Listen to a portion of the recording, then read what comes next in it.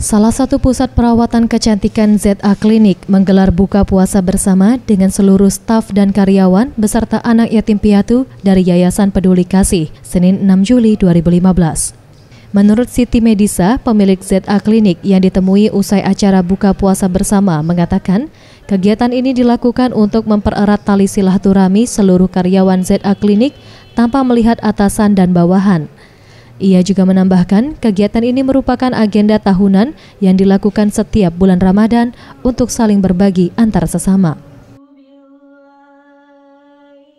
Acara kita hari ini memang dalam rangka bulan puasa, tapi memang tujuan utamanya sih lebih ke silaturahmi antar pegawai, owner, dan keluarga besar ZA Klinik dan ZA Wellness gitu. Terus kita juga pengen sharing, bisa duduk makan bersama-sama, ngobrol sama anak dari panti asuhan. Selain buka puasa bersama, ZA Klinik juga memberikan santunan kepada setiap anak yatim piatu. Izalisati, Reza Dinata, Sriwijaya TV.